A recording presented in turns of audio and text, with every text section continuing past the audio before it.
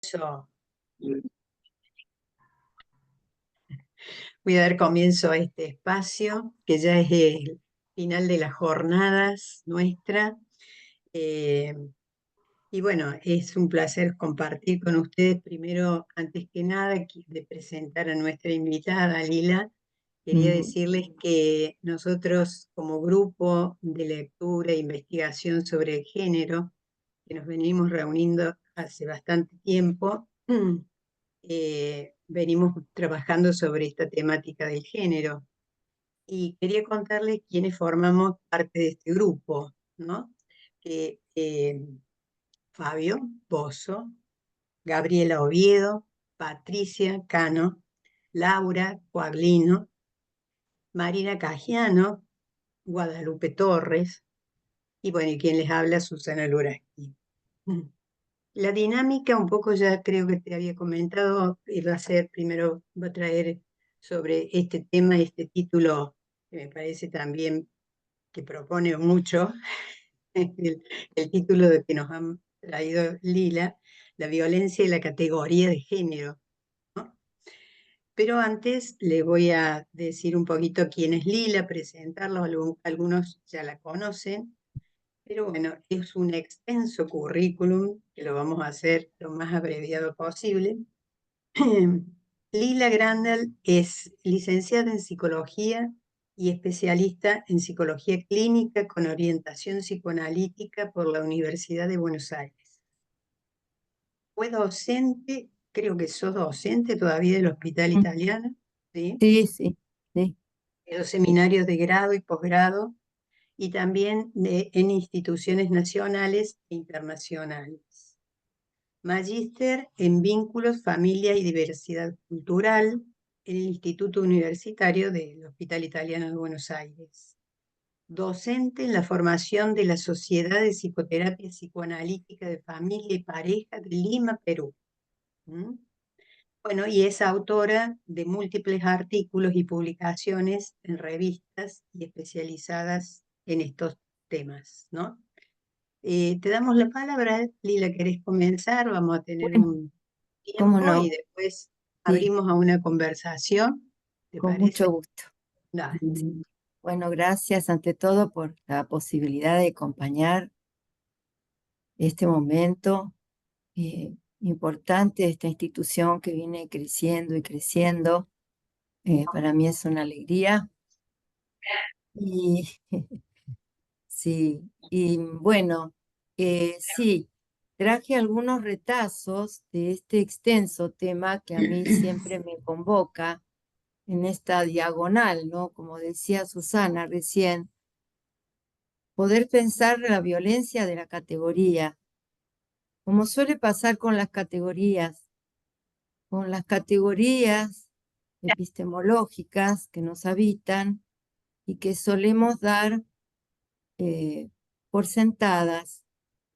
Entonces, bueno, siempre recuerdo a un profesor eh, que tuve de epistemología, eh, que nos advertía sobre eso y nos decía que había que pensar cómo pensábamos, porque si no revisábamos cómo estábamos pensando, íbamos a seguir pensando y haciendo lo mismo y que eso era, digamos, una trampa, ¿no? Eh, por más buena voluntad, interés investigativo, ideas, ¿no?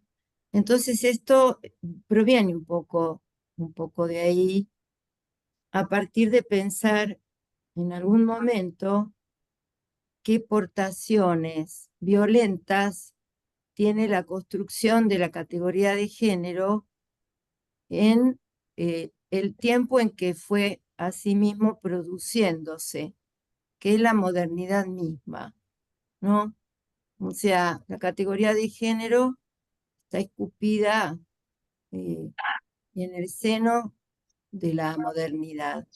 Y junto con ella, porque es una clave para poder ir pensándola, está la categoría de raza.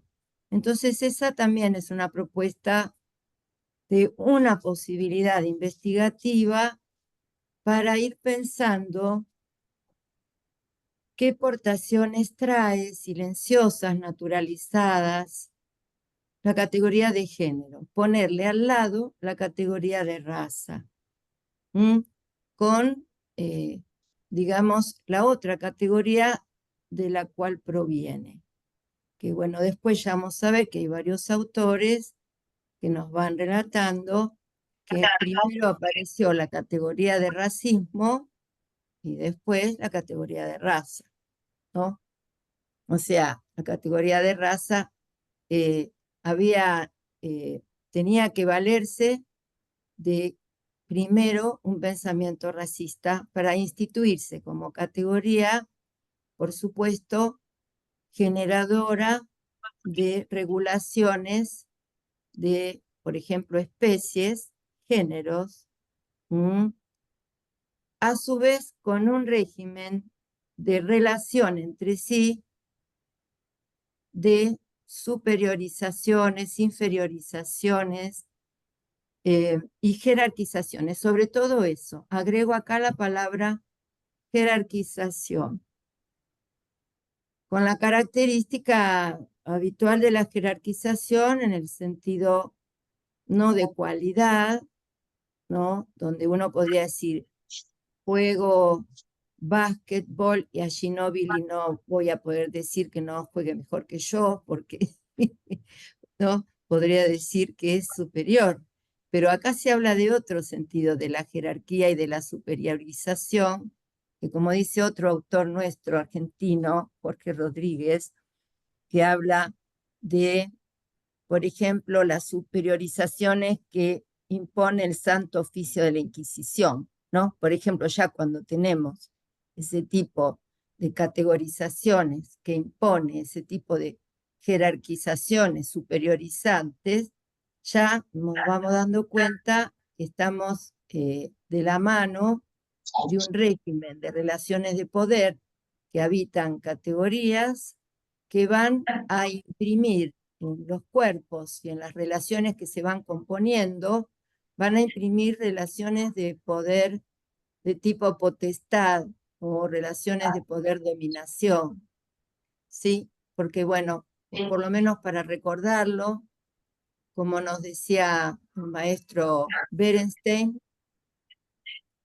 tenemos relaciones de poder hacer con otros, que son las que tienen que ver con la producción de vitalidad y del cuidado de la vida, y las relaciones de poder dominación, poder extractivista, poder sometedor, poder arrasador, destructivo, o como le gusta decir a Sueli Rolnik, cafilleo, cafilleo de la vitalidad de los cuerpos. Entonces, esta es como una introducción, ¿no? Yo acá había hecho un pequeño apunte. Género como sobrecodificación de significaciones que de la mano de la categoría de raza producen y reproducen violencias. Obviamente violencias instituidas, naturalizadas, banalizadas y, ante todo, performateadas en los cuerpos en un aspecto muy particular, que es su estesis. Y voy acá, no voy ni siquiera al régimen de representaciones, voy a algo que Paul Preciado desarrolla, que es el régimen estésico, cómo se siente, ¿eh? Perceptos y afectos modelizados performáticamente. Miren, tanto es así que Paul Preciado plantea, ¿no? Y él lo plantea con una tríada, este sistema de poder performativo. La tríada es el modo de organización petro-sexo-racial, ¿no? Entonces, en algún momento, no lo voy a leer todo, pero quiero leerles una frase que dice, sin una gran masa de cuerpos subalternos, sometidos a segmentaciones de especie, género, sexo y raza, ni el extractivismo fósil, ni la organización de la economía mundial capitalista habrían sido posibles.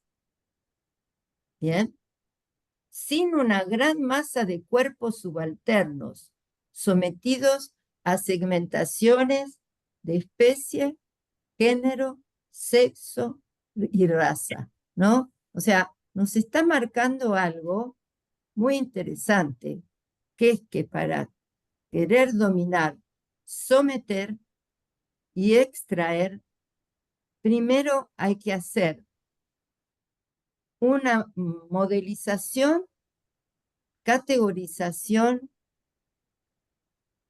la ciencia de Linneo, ¿no es cierto?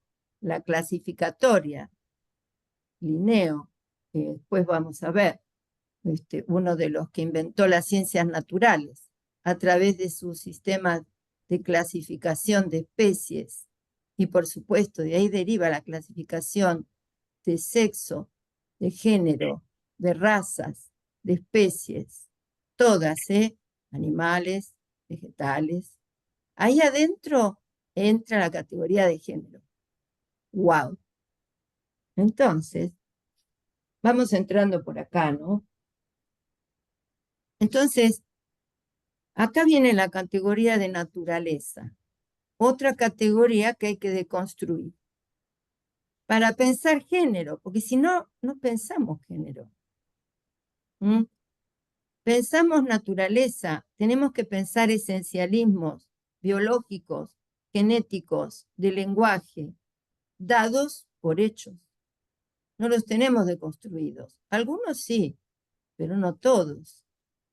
Entonces, estas violencias microfísicamente imponen superiorizaciones y jerarquías que van a determinan destinos prefijados para las condiciones de subjetivación en las crianzas, las relaciones familiares, la sexualidad, el trabajo y la construcción de lo común. ¿Mm?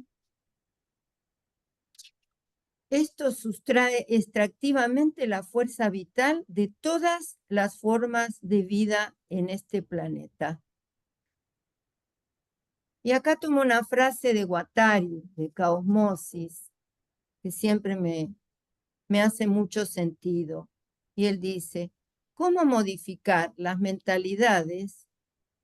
¿Cómo reinventar prácticas sociales que devuelvan a la humanidad, si alguna vez lo tuvo la humanidad, dice Guattari, ¿no? Él se detiene ahí y dice, ¿lo habrá tenido la humanidad esta calidad? Dice, ¿cómo modificar las mentalidades? ¿Cómo reinventar o inventar prácticas sociales que den a la humanidad el sentido de las responsabilidades, no solo respecto de su propia supervivencia, sino del futuro de cualquier forma de vida? ¿No? Esto lo escribe en los 90, en su último libro antes de morir. Bien, bueno, esto, claro, acá tenemos que empezar un trabajo deconstructivo. Una notita que tomé tomando algo de Rita Segato, cuando nos dice que la categoría de género, ¿no? Impone categorías, impone pedagogías de la crueldad. Ella dice que la categoría de género impone pedagogías de la crueldad. ¿Qué son las pedagogías de la crueldad? Ella dice que para ella sería esto. Se refiere a todos los actos y prácticas que, atenti, miren, enseñan, habitúan y programan. Enseñan, habitúan y programan a los cuerpos a transmutar lo vivo y su vitalidad en cosa, en cosa. Esas serían las pedagogías de la crueldad. ¿Mm? Es un aparato, el brazo efector de la construcción de un sistema simbólico. Entonces, estar funcionando en un sistema simbólico a predominio de la producción de crueldad y odio, nos advierte que el sistema simbólico hegemónico e imperante está construido a predominio de pedagogías de la crueldad, que habitúan y performatean las sensibilidades de los cuerpos, y acá lo pongo apreciado. Preciado dice, no solamente hay insensibilidad, hay gusto por lo tóxico y placer por la destrucción. Esto lo escribe en Dysphoria Mundis, uno de sus últimos libros editados.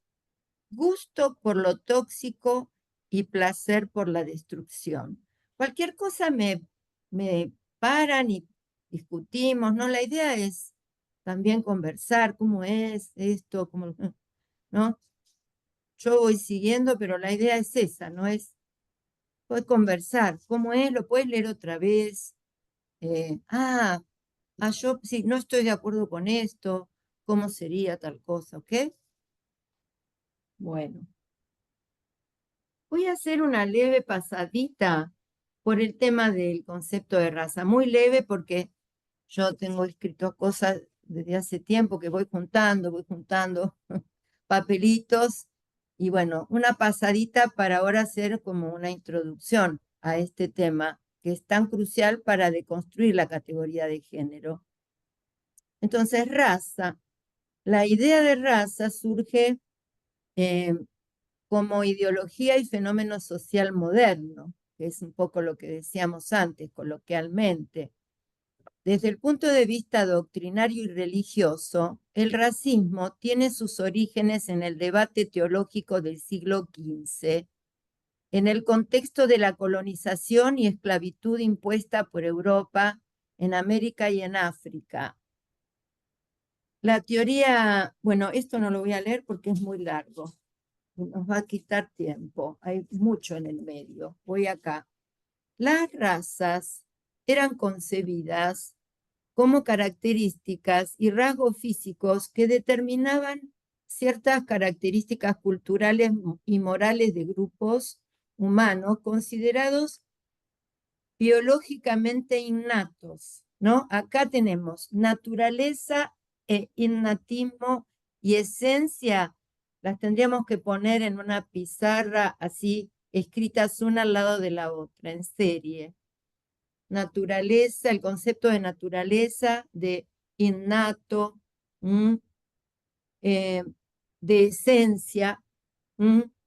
Entonces, por ejemplo, Linneo, que antes lo nombramos, después Leclerc y Gorbenow y Darwin, entre 1758 y 1853 aproximadamente, construyeron epistemologías y teorías sobre la evolución, entre otros textos, y dividieron la humanidad en razas humanas, colocando un valor social en un régimen de jerarquización, unas sobre otras. Las blancas europeas en la cúspide de la pirámide y la negra en la base. En la filosofía, Voltaire-Montesquieu, en el espíritu de las leyes, favoreció esas ideas, contribuciones constitutivas de la determinación de las poblaciones indígenas en África y América. Escuchemos, contribuciones epistémicas que contribuyeron a la determinación para situar en las poblaciones indígenas en África y América la condición de excluidos de la humanidad. O sea que eso sostuvo la justificación de que sus cuerpos y sus culturas podían ser manipulados, medidos, domados, explotados, extraccionables por la razón blanca, superior e incuestionable. Todo esto quedó justificadísimo en una amplísima literatura accesible a todas nuestras bibliotecas. Bien. El racismo es una ideología que se basa en un determinismo biológico. Biológico.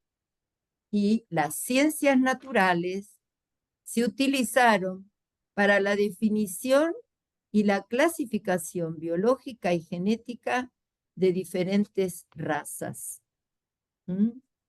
Bien. Ahora vamos a ir vamos a hacer un salto en el tiempo y vamos a ir a 1960 con Etienne Balibar, un autor francés, filósofo, discípulo de Althusser, ¿no? Que plantea otras cosas. Pero primero vamos a hablar un poquito de la naturaleza. Hablar en términos de naturaleza,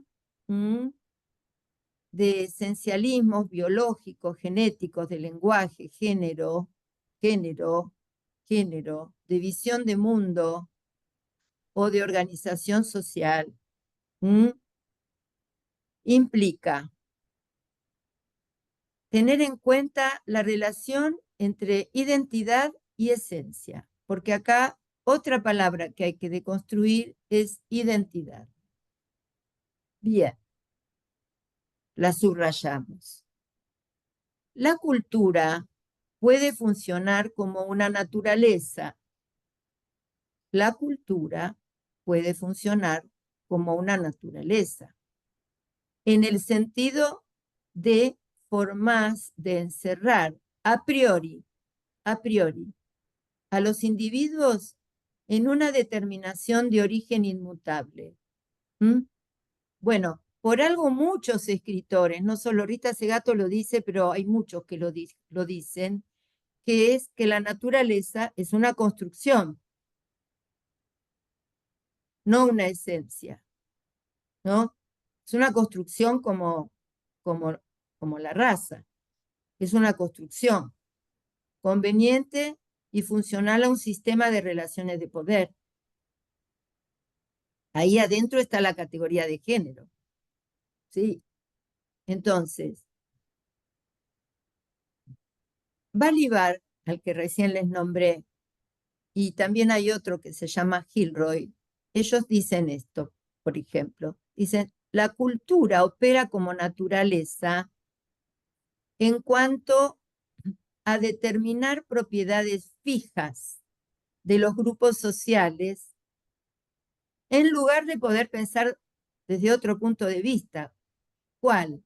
Y se podría pensar en una cultura que produzca, que genere campos relacionales en los que se encuentran y se viven relaciones sociales históricas fluidas, cambiantes, inestables, dinámicas y por ante todas las cosas no fijas, no generadoras de esencias, ni de identidades, ni de jerarquizaciones, y menos superiorizantes o desexistenciantes, ¿no?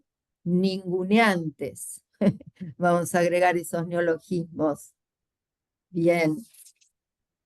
¿Qué hace una mirada esencialista? ¿Qué hace una mirada esencialista? Una mirada esencialista, a saber, clasifica, cataloga, nomina, sitúa, mide, en clave de esencias fijas que determinan identidades. La categoría de género, desde la mirada esencialista, nos señala el camino de la racialización de los cuerpos.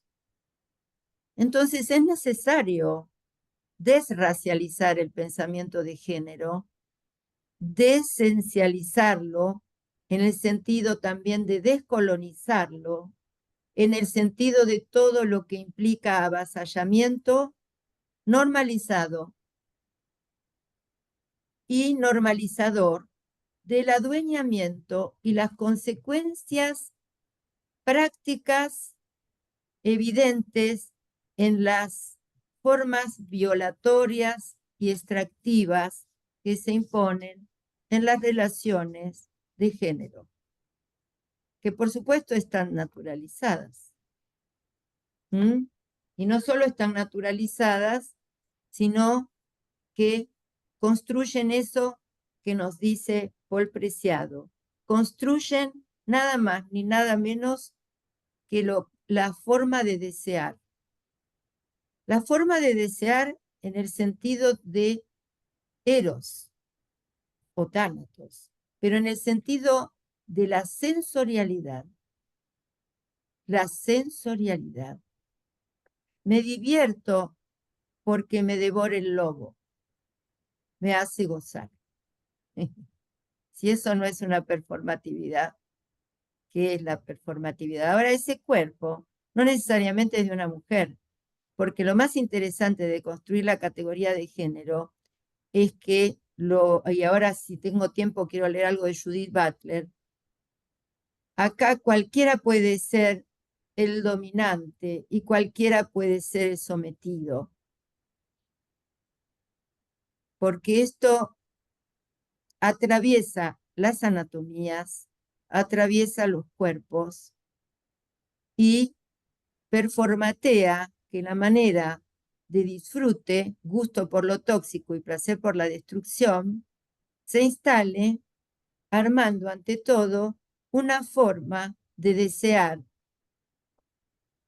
en donde lo que se busca es, de alguna manera, padecer el sometimiento, el abuso, la domesticación, el efecto de dueñitud del dominador, etcétera, etcétera, etcétera.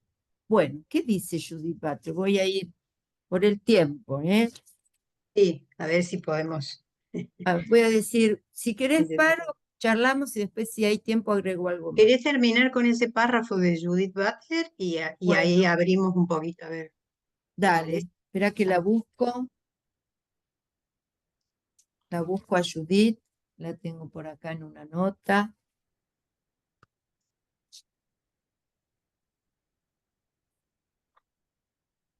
Bueno, vamos a Judith.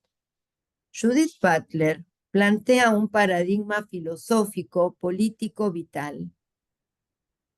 Desde una perspectiva política deconstructiva, antiesencialista, como también lo hace Donna Haraway, Paul Preciado, Teresa de Laurentiis, entre tantas y tantos, que cuestionan una identidad sexual estática.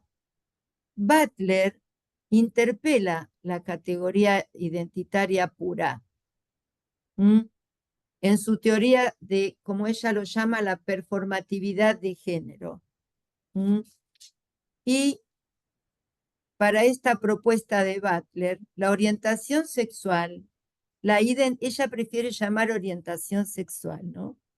La orientación sexual y la expresión de género, así le llama ella, orientación sexual, expresión de género, son el resultado de una construcción, producción social, histórica y cultural, y por lo tanto no existen ni papeles ni roles sexuales ni de género, ni esencias biológicas.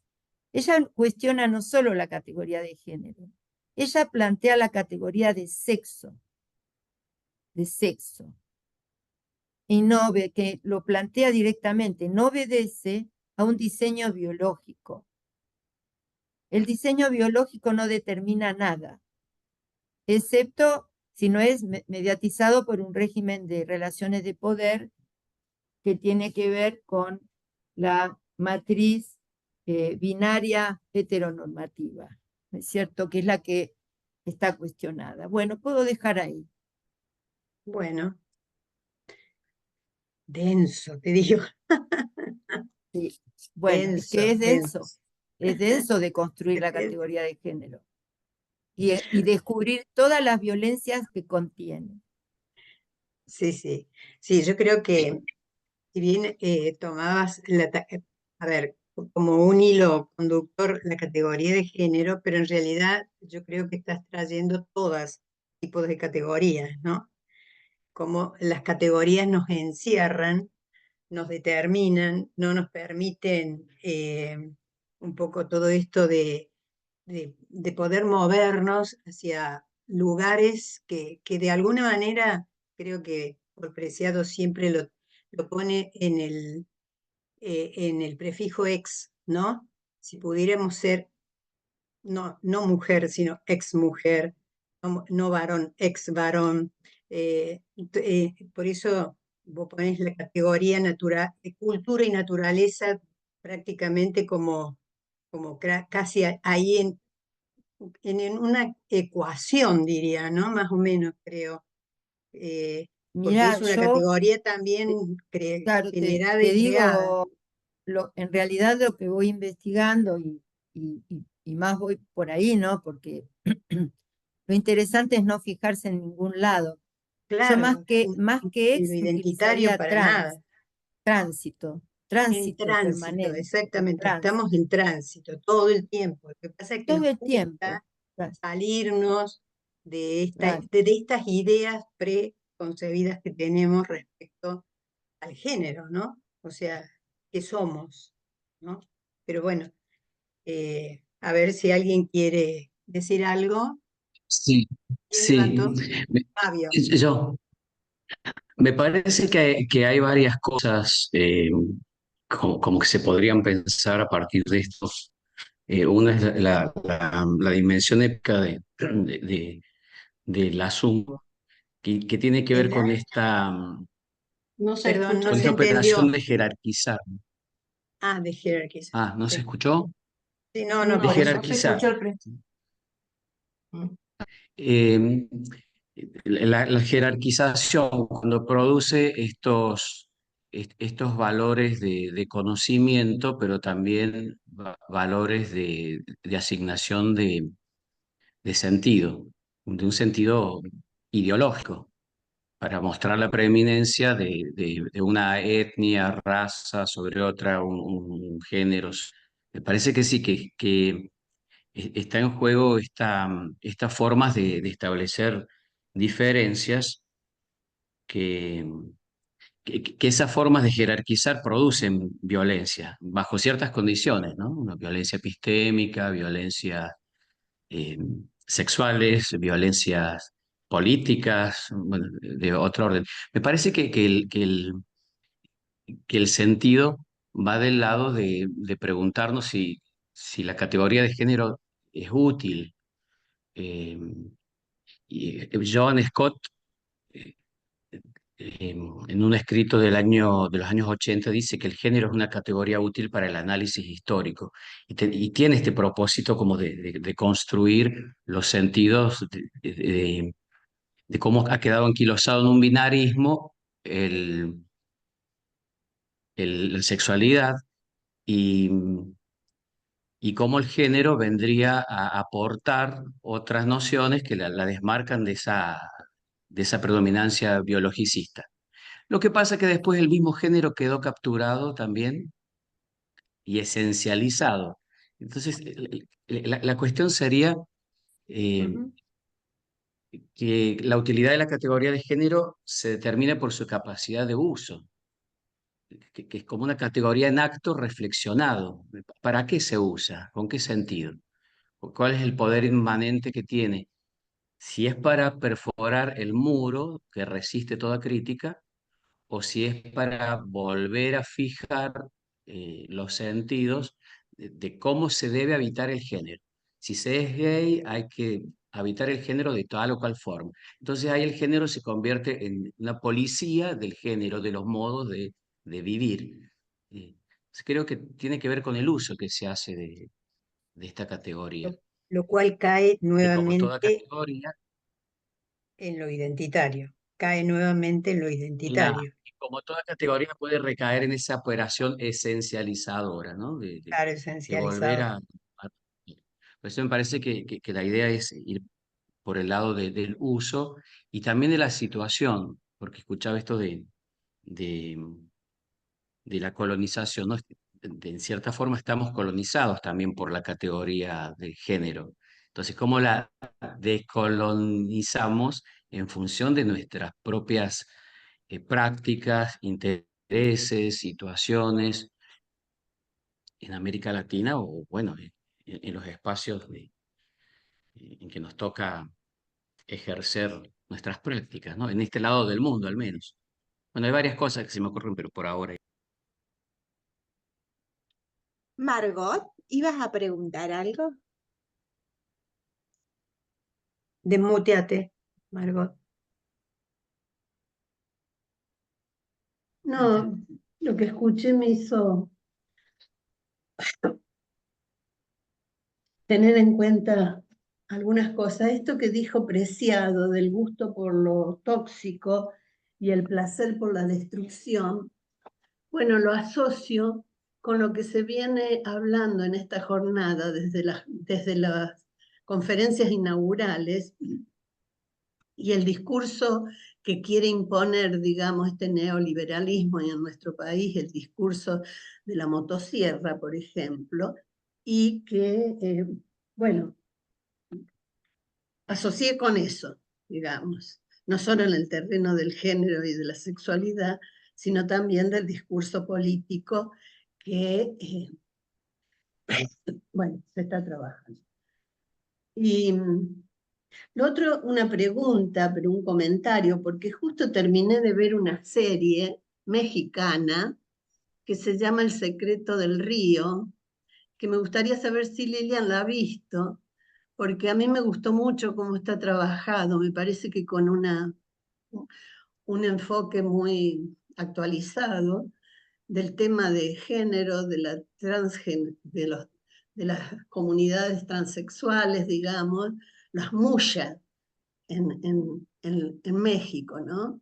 Y que bueno, ahora escuchando todo esto, no dejaba de recordarla. No sé si alguien más la vio, es muy recomendable.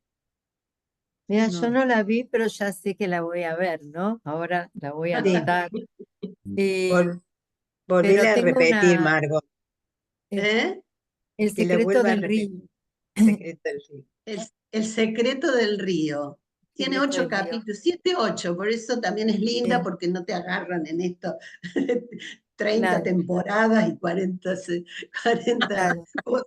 claro. Entonces, y me pareció muy bien trabajado el tema. Bueno, eso quería Sí, decir. tengo una colega que tiene así como el corazón partido entre la etnografía y el psicoanálisis, y ella va a la fiesta anual donde hacen la fiesta Las Mulles, ¿Ah, allá. sí?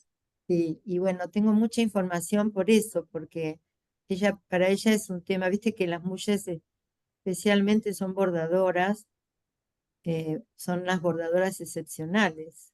Sí, eh, sí, ahí se ve también.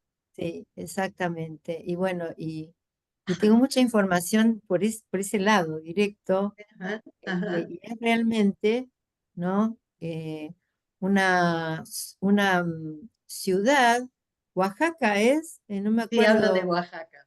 Sí, y, y, la administración económica de ese pueblo está en manos de las mulles, y aparte todo el fenómeno de la aceptación en determinado momento que tiene mucho que ver con las fiestas, que es lo que sostiene la economía de la ciudad, del pueblo, son las Claro. fiestas. Ujú. Sí, y las fiestas se basan en que ellas se vistan así y hacen su tránsito en esos días. En esas fiestas hacen su tránsito. Pero aparte también trabajan de peluqueras, de manicuras, de bordadoras, ¿no? Sí, Em, todo eso se sí, ve, ¿no? sí, sí. Muy bien tratado el tema, Sí, ¿no? en un país tan machista como México, Como que es de México, Exacto. terror. Ujú. Mientras en Ciudad Juárez se la pasan haciendo femicidios, quemando cuerpos. Sí, bueno, es una curiosidad Ujú. etnográfica para investigar. Es un fenómeno rarísimo, sí, muy interesante. La voy a ver, Sí, la voy a ver. en una lucha por imponer su identidad, no, no Sí, tengo que decir identidad. claro, porque no, pero está bien, Margot, lo que traes, es un gran tema. Porque Y a la diga, vez conservan lo tradicional, pero claro, dice, acá estamos exacto, nosotros. Y, porque de la identidad que estamos haciendo un cuestionamiento, no es de la identidad que nos da singularidad, es ujú, de la identidad que produce esa fijeza, que no tiene movilidad, que apresa y que es otra mano dura de toda práctica de dominación, ya sea en Mm. el lecho amoroso de una pareja o en un organismo internacional. Mm, Ese es el tema, ¿no? Por ejemplo, la identidad palestina o la identidad israelí, Ujú. ¿cierto? Por ejemplo, la identidad, es de esa identidad es de la que tenemos que poder hacer una operación micro y macropolítica para que pueda haber alguna posibilidad de cuidar la vida en todas sus formas y manifestaciones.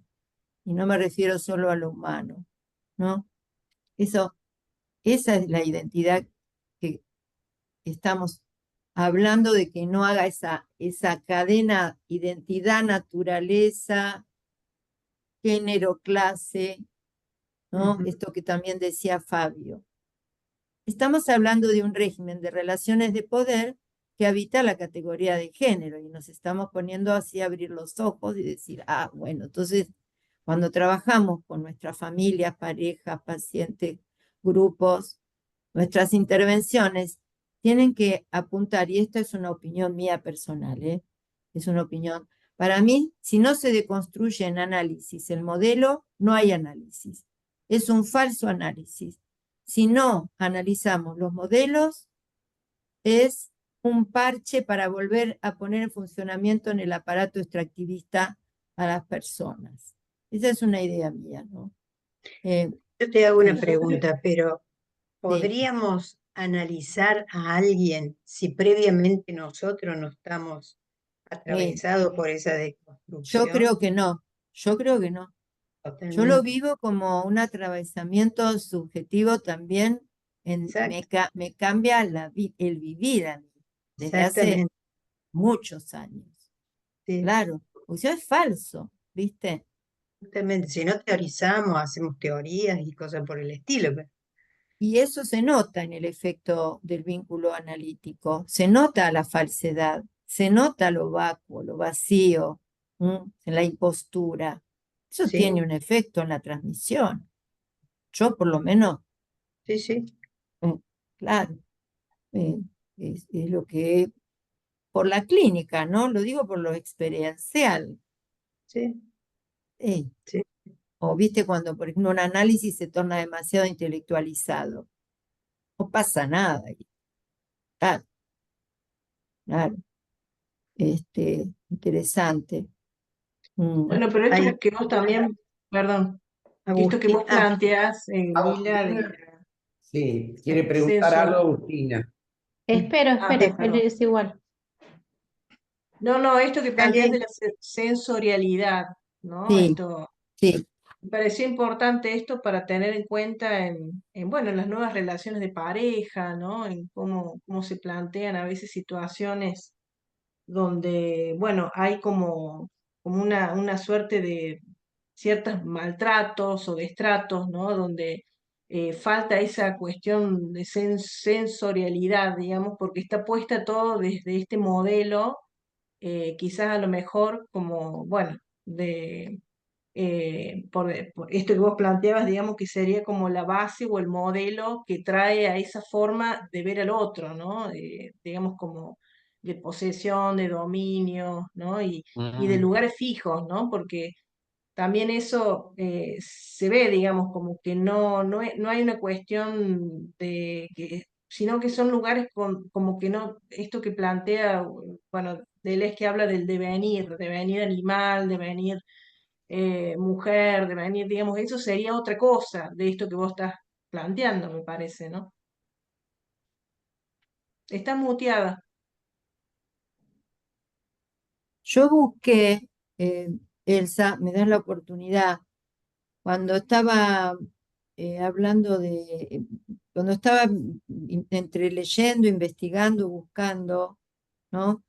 Encontré una autora que se llama Katia Mandocki, que ella define el término estesis. Claro, porque estesis está dentro de estética. Y nosotros a veces medio como que nos confundimos un poco con la idea de estética, ¿no? Claro, estética es sentir, sentir, y estesis, ¿no? Entonces, miren lo que dice Mandocki. Dice,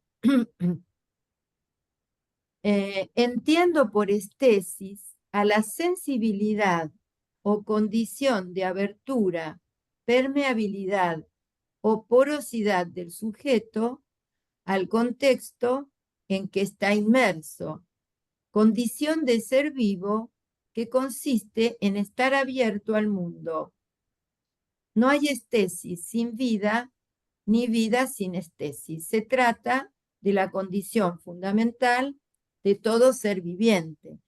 Entonces, esto es muy importante, porque si querés armar un dispositivo de dominación, ya sabemos lo que nos enseñó Spinoza.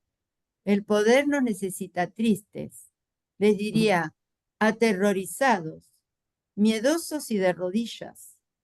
Eso es algo que se siente, el terror se siente en el cuerpo, lo que decía la compañera Margot.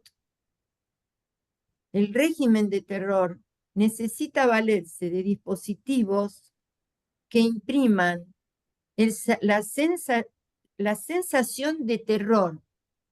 Por eso se llama terrorismo de Estado, ¿no? O estados de terror, como decía Diego García Reynoso cuando hablaba del análisis con niños, que decía terrorismo de Estado y estados de terror. Y entonces trabajaba las dos figuras, ¿no? Entonces, acá, Fabio, me voy a tomar de una cosa que vos traías antes, es el tema de no poner nada en el centro, porque para cada situación a crear, ¿no? Hay que tener en cuenta esto.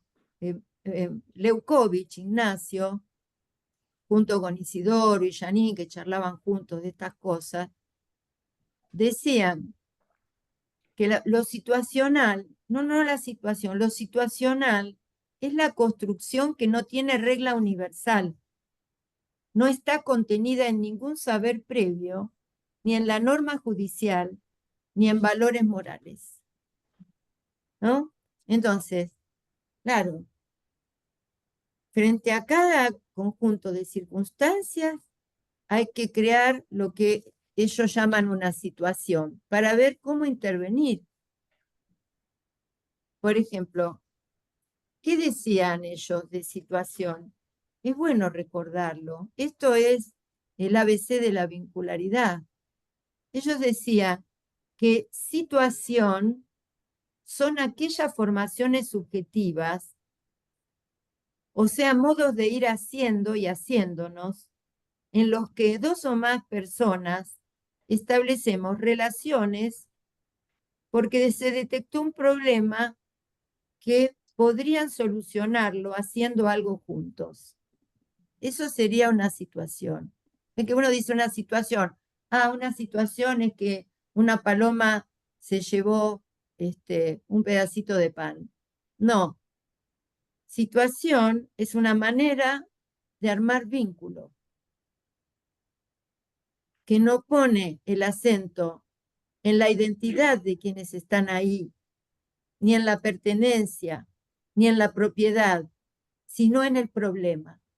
En el problema en que si se reúnen, se ponen a trabajar juntos y quizá encuentren formas de transitarlo. Bueno, claro, esta es una manera de pensar las relaciones de poder. Y yo pensaba, es una manera de pensar las relaciones de género también, ¿no? Sin centro, sin una referencia fija, sin identidad, sin naturaleza predeterminada, sin clasificación. Eso me inspiraba, ¿no? Ujú. Mm. Agustina, ¿querés hablar? Sí, ¿Qué- quería preguntarle Sí. a todos y a ella en principal que trae esto tan interesante que me hace pensar si las nuevas generaciones, estas que hemos hablado tal vez durante todo el día, a mí me surge pensar en identidad excluyente, en ese significante, ¿no? Que ella trae. Si son menos excluyentes en el andar, en estos significantes que usan, como el siendo, estamos, soy hoy, pero puedo ser otra cosa. Quería pensar en cómo ellos habitan ese ser, si es menos excluyente que todo lo que venimos viendo y si podemos pensar tal vez en alguna esperanza en esa generación. No sé, no me quiero quedar con imposibilidades, no solamente, pero pensaba en estas nuevas generaciones tan radicalmente distintos a nosotros, donde tal vez un adolescente va a su casa, tiene sexo con una chica, los padres se lo permiten, y de pronto al año dice, bueno, ahora le voy a declarar mi amor y vamos a ser novios. Entonces uno dice, pero ya lo son. No, no, no, estábamos siendo. Lo doy como un ejemplo, ¿no? Entonces, digo, ellos son menos excluyentes en los modos de habitar los lazos, los vínculos, en lo identitario. ¿Tienen otras mentes? Yo me pregunto todo el tiempo si tienen otras mentes. Claro, yo, Agustina, lo que creo me capturó más la idea de, hay un autor que es Didi Uberman, em, y a mí me interesa mucho lo que él plantea. Él dice, hay que cuidarse de la desesperación política y hace un desarrollo extraordinario, ¿no? Porque hace todo un trabajo acerca del trabajo de las resistencias. Entonces, él toma una metáfora que en realidad viene desde Pasolini y bueno, da todas unas vueltas y habla de las luciérnagas. Entonces, él siempre dice que las resistencias históricas, histórico-políticas, ¿no? Eh, no van por el lado de la desesperación política, van por el lado de la construcción, ¿no? Lo que hay para construir, esté pasando lo que esté pasando. Eh, Por eso antes lo nombré a Spinoza cuando con tanta lucidez planteó la cuestión de las pasiones tristes. Es una advertencia esa. O sea, pase lo que pase, si yo abro un libro de historia universal de la biblioteca de mis padres, que todavía eran en papel, y bueno, yo qué sé, me voy a encontrar con las guerras púnicas, me voy a encontrar con la peste negra, o sea, la verdad, la historia es un baño de sangre. Es mejor tomárselo con humor. Nada de eso va a cambiar demasiado. A mí lo que me encanta es poner el acento en algo que dice Lewis Carroll en Alicia en el País de las Maravillas. Dice, pobre memoria aquella que solo mira hacia atrás. Ah, es maravilloso. Es maravilloso. Y una de las construcciones de potencia política es la memoria a construir en el medio de los escombros. La memoria a construir, la historia por construir, el deseo por construir. Ah, hay un deseo, como dice Paul, con un gusto por lo tóxico y un placer por la destrucción. Voy a ir a trabajar con mis socios y socias luciérnagas a hacer un gesto político que tenga que ver con la implantación del toque de la vitalidad. Bueno, será pequeño, pero eso también es historia. ¿Se acuerdan de la canción de Baglietto y de Silvina Garré? Claro, si la historia la escriben los que ganan, eso quiere decir que hay otra historia Quien quiera oír, que oiga, y quien no oiga, no oiga, yo voy para adelante. Yo qué sé, me pasa eso desde hace mucho tiempo. Entonces yo creo que esta pregunta que vos traes sobre, y bueno, es toda una experiencia de estar permeables, de aprender de los jóvenes, de descentrarnos de nuestras cuadrículas, de nosotros hacer una deriva, hacer una deserción, un tránsito de fuga, un cuestionarnos de nuestras certezas. Eso también es una operación política necesaria para mí, ¿no? Casi te diría que es lo que decía antes la compañera, ¿no? Si uno no está atravesado por esto, subjetivamente, es un falsete, la verdad. Entonces no va a operar, no, para nada. Esa es la idea que me hago, ¿no? Sí. Yo estaba pensando algo que se trabajó en la mesa anterior. Alejo trajo un buen trabajo sobre el tema de las masculinidades y las cuestiones de género. Y María Aurora y ahora Yami, que están trabajando en la parte pública y que salen. Su trabajo es, ¿cómo es? Recordar María Aurora, generar oferta, ¿cómo era? Grupos de oferta. Grupos de oferta, entonces salen con esta terminología, digamos, de la oferta y la demanda, pero en realidad salen a la calle, salen a lo público y toman lo público, ¿no? Y ahí invitan a la gente a participar, a todos, a los ciudadanos. No son personas teóricamente que van a hacer una consulta, ¿no?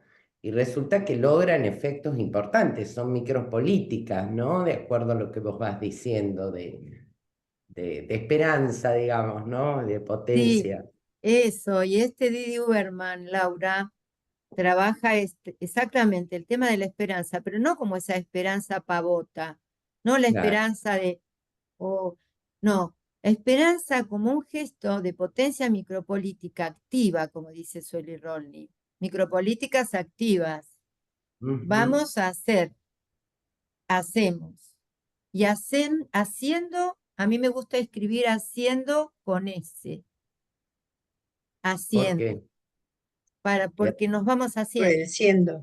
Ah, Siendo, ay, divino. Haciendo, claro. Haciendo es lo que dijo esto es de Isidoro. Él escribió un libro que se llama Del ser al hacer.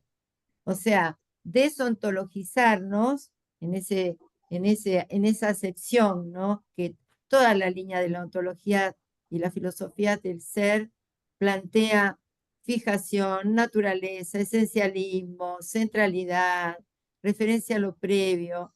Claro, esto es otra manera de pensar el ir siendo. Esto que ujú. vos decís, María Aurora, tiene que ver para mí mucho con eso, ¿no? Es otro camino, es otra fuerza, es otra fuerza. Hay un artículo de Marcelo Persia, que bueno, ahora no lo puedo abrir, pero después se los mando, que es una maravilla, que se llama La enfermedad de la fuerza. Hace un análisis, como es él, tan poético y al mismo tiempo tan preciso, para hablar del tema de las relaciones de poder, pero con este hilo de cómo plantear abrir micropolíticas activas, ¿no? Que tiene que ver con esto que traía la compañera, que es, claro, por supuesto que hay que salir de una posición de pasiones tristes, reductoras de la vitalidad. Yo creo que parte fundamental de todos nuestros trabajos tiene que ver con eso, ¿no? Sí, sí. Mm. Sí, de Patricia, de Putatem, Patricia. Bueno, yo quería compartir con ustedes esto que vienen aportando, un pequeño texto de este libro, que es una conversación entre Judith Butler, Virginia Cano y Laura Fernández Cordero, que se llama Vidas en Lucha. Un pequeño texto que me parece que da un poco más de letras sobre esto que venimos hablando. El capítulo Cuerpos y temblores de las políticas de lo colectivo dice así: se milita por un hombre, por un banco en una escuela, por un lugar en la familia, por un acceso real al trabajo, por un plato de comida que alimente, por una plaza digna en un hospital que no divida a los pacientes según sus genitales. Las más osadas militan también por el deseo, los amores. Se milita por un mundo completamente distinto y a la vez por un puñado asqueroso de igualdad, para que deje de ser un privilegio eso que para otras siempre había sido un derecho. Cuando esto se obtiene, más o menos se obtiene, nos sabe a poco y en buena hora que nos sepa poco. En el trayecto de esas militancias, porque el poder no controla sus efectos, se aprenden formas que fugan las de esas instituciones a las que se milita por acceder. Se aprenden formas creativas de existencia. Juan Manuel Burgos. Muy bueno. Hermoso. Después compartime en el chat el libro, Libro. la editorial y eso. También la serie de la compañera de Para si la veo. Claro, es una forma de nutrirnos, ¿no? Cuando nos encontramos. Sí.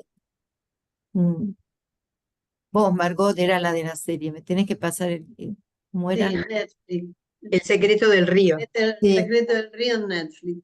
Sí, esa la anoto ya. Sí. Bueno, muy bien.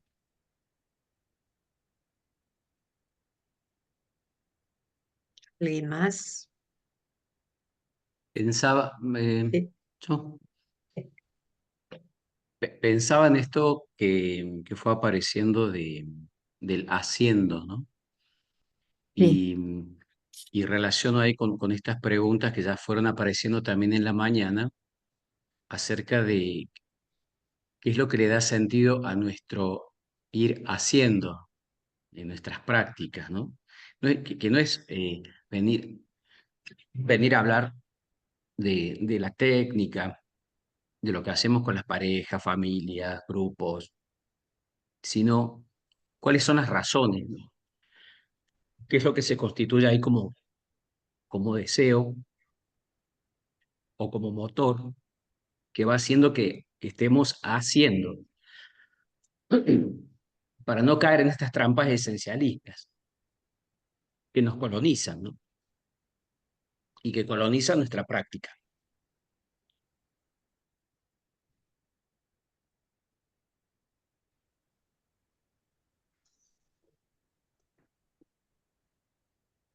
Sí, bueno, para mí una de las vacunas para eso, viste, es controvertido el tema de las vacunas, pero bueno, lo voy a usar. Por ejemplo,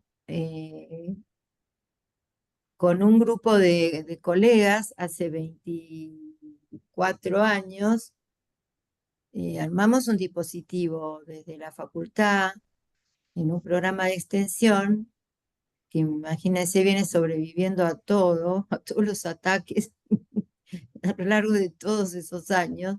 Es un dispositivo que llamamos la consultoría terapéutica. Y es un espacio en donde, por un lado, prestamos asistencia y por el otro lado, formamos a jóvenes que van a atender su primer paciente.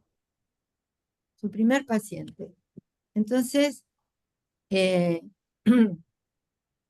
esto lo fuimos creando en perspectiva vincular, investigando en acción. ¿Cómo hacer para transmitir, para formar, para ir creando dispositivos de intervención en perspectiva vincular, al mismo tiempo que poder ir deconstruyendo las violencias naturalizadas en los dispositivos de aprendizaje y formación académicos, ¿no? Bueno, entonces nosotros tuvimos muchos convenios. Los primeros convenios fueron con juzgados de familia. Después trabajamos muchos años con una escuela secundaria. Y ahora desde 2013 trabajamos con un hogar de niños en tránsito. que están todos judicializados y viven allí. Bueno, no solo atendemos niños y adolescentes, sino que también hacemos otras cosas. Trabajamos, escribimos, hacemos escritos colectivos, trabajamos con todo el equipo técnico, que son trabajadores sociales, psicólogos que están en vinculaciones, vamos a las audiencias, a los juzgados, peleamos cosas porque hay situaciones de arrasamiento y entonces trabajamos con la pluma y la palabra, como se dice, ¿no? Porque ahí es donde uno dice, ¿tiene sentido estudiar tanto? Y sí, ahí me doy cuenta que tiene sentido porque ahí hay que enunciarse y hay que decir, te digo que no a esto y me opongo por esto, por esto, por esto, y lo tengo que sostener. Lo tengo que sostener con categorías epistemológicas sustentables y, por supuesto, con mucha pasión. Entonces, después, por ejemplo, ayer terminé de dar un curso, un seminario, que fui a trabajar con quienes. Fui a trabajar no con académicos, fui a trabajar con todo el equipo durante un mes, de los que viven con los chicos y los cuidan. No el personal técnico, que son los colegas, trabajadores sociales, no la abogada de la fundación, no. Son los jóvenes que trabajan para la fundación y que duermen en las dos casas que hay en la fundación, y duermen y juegan, los acompañan a tomar la leche, los ayudan a hacer la tarea, y después con un gran grupo de colaboradores que son los que los llevan al colegio, a la clase de violín, al partido de fútbol, al cumpleaños. Mientras tanto, la vida de los chicos transcurre, ¿no? Pero de una manera amorosa. Y entonces, por ejemplo, el lenguaje no fue académico, fue un lenguaje que tenía que ver con trabajar a Paul Preciado con personas que por ahí todavía están haciendo el secundario. Eso también es una operación micropolítica de descentramiento de un lugar de poder nuestro, ¿no? Bueno, ¿y qué pasó? ¿Qué pasó? Terminó, ayer fue el cuarto jueves del mes.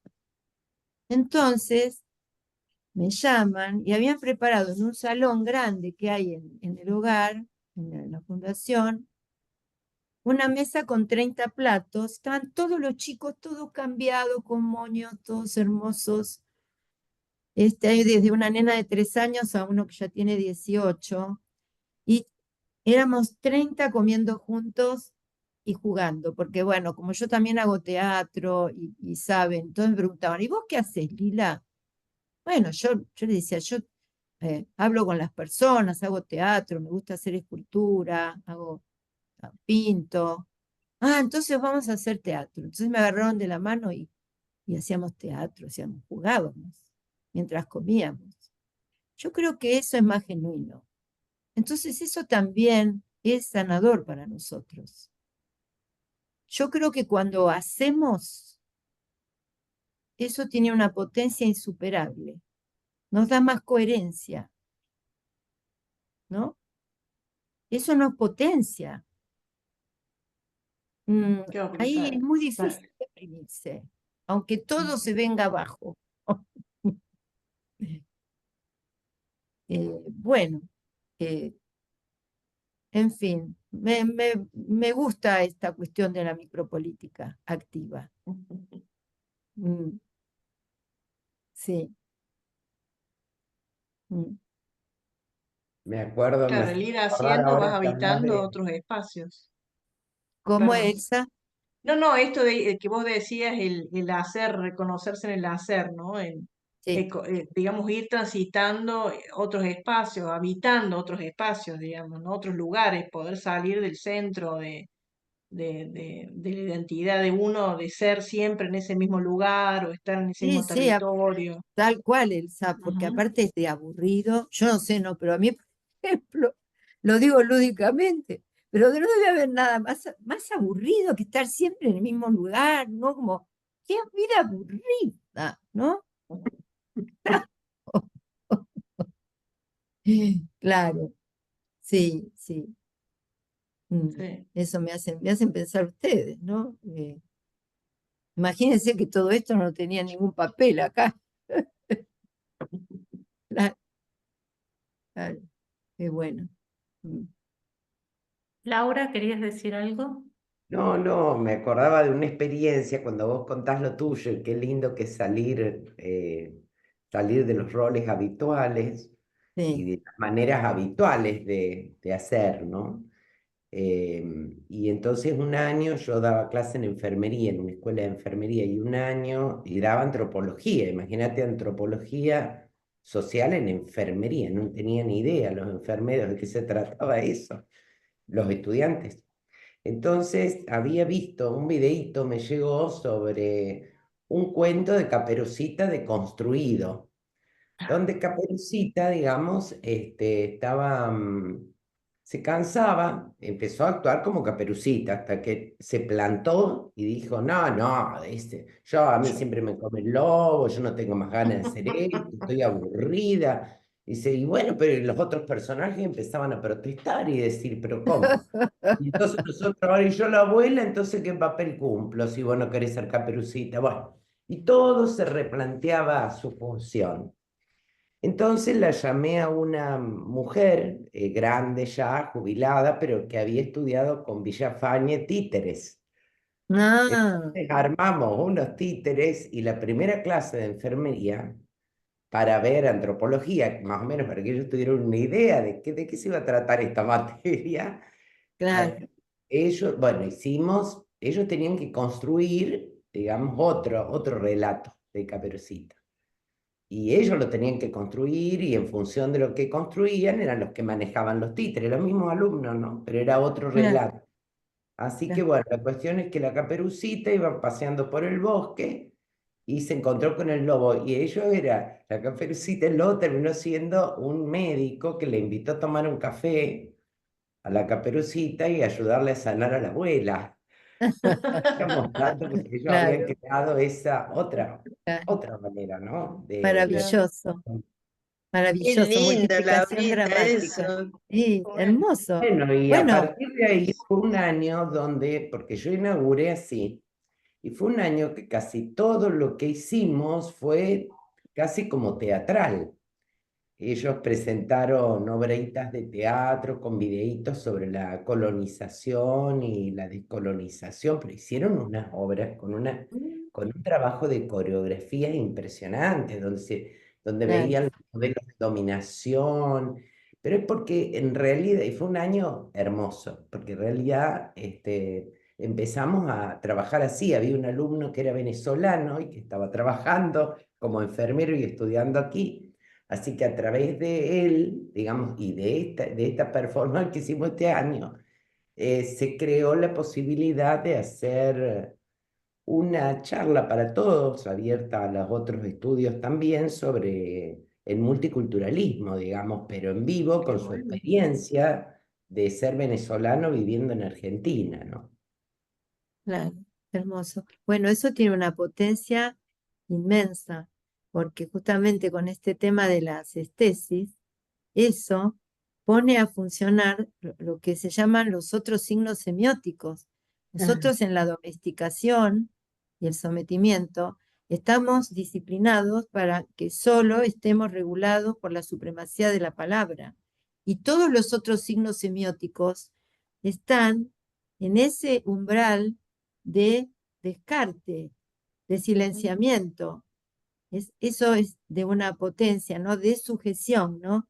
Se libera una potencia vital inmensa. Y eso es muy sanador, porque aparte todo, Laura, lo que describía justamente, es que aparte eso es grupal, es colectivo. Claro, es maravilloso ir por ahí. Y hay muchas cosas que podemos hacer por ahí. Hay que animarse a formarse en esas otras herramientas y salir nosotros de nuestro, porque claro, el género psicoanalista clásico, eso también es un género. Claro. Claro, el género psicoanalista clásico. Durito, sentadito, piernita cruzada, bracito apoyadito. O sea, eso es una sobrecodificación que retiene el flujo de energía vital, nos limita, ¿no? Mira la experiencia que contás, Laura. Maravillosa. Para Claro. mí fue un año distinto. Iba a dar clase contenta, porque realmente era Claro, esto que vos decís de la potencia, de la alegría, de poder salir también claro, de lo que se claro, espera del docente y de los dispositivos que uno tiene para enseñar, ¿no?